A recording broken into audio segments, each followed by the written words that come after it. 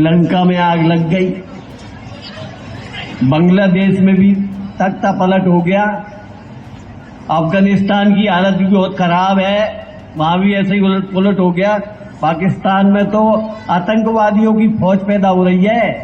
और कल की बात है कि नेपाल भी बर्बाद कर दिया लोगों ने। सबकी निगाह केवल हिंदुस्तान के ऊपर बनी हुई है, केवल हिंदुस्तान के ऊपर।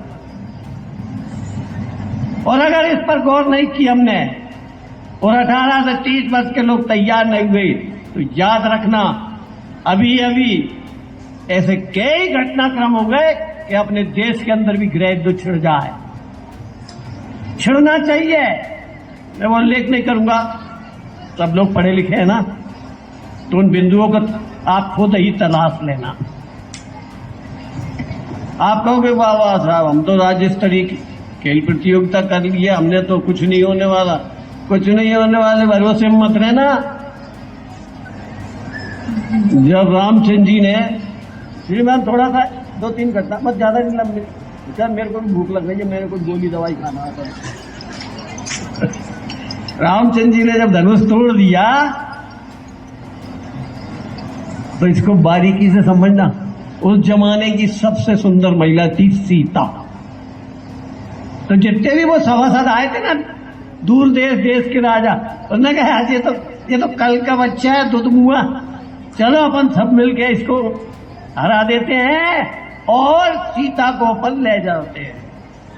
तो लक्ष्मण अकेले खड़े हो गए थे कि तुम बहुत सूरवीर हो गए, मैं देखता हूं कौन भैया को मेरी भाभी को हाथ लगाता है। तो हम ऐसे तैयार हैं क्या? यही स्थिति पांडव काल में हुई थी। जब द्रौपदी का वरण हो गया था तो सबने उनको ये कोशिश की थी कि पांचाली को छुड़ा लो और इनको मार के भगा दो।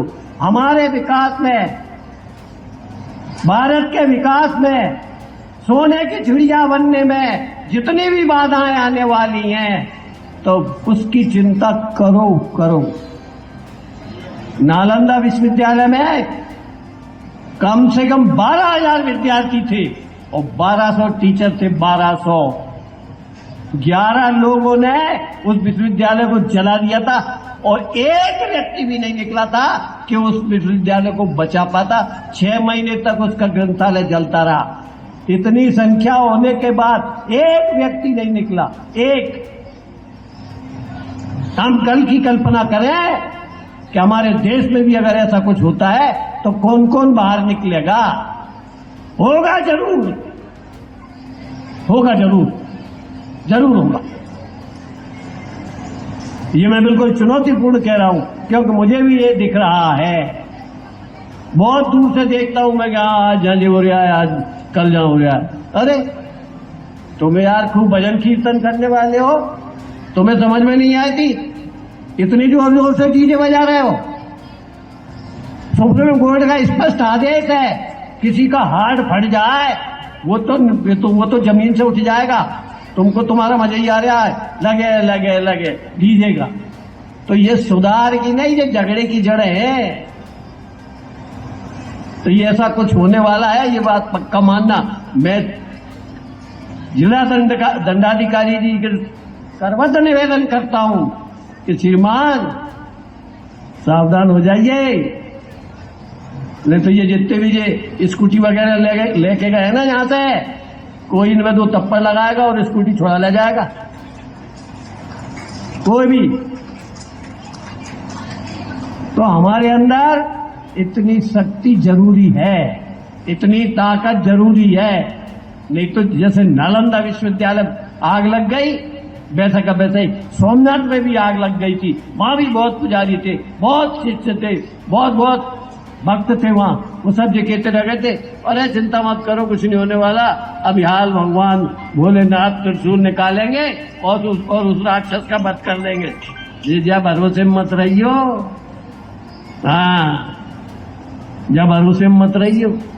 जो व्यक्ति 1000 वर्ष की तपस्या के बाद भारत में आया है उसको बल देना, उसको ताकत देना, ये हमारा कर्तव्य है। सीमाएं तो सुरक्षित है, सीमाएं सुरक्षित रहने वाली है, पर अंदर कौन करेगा?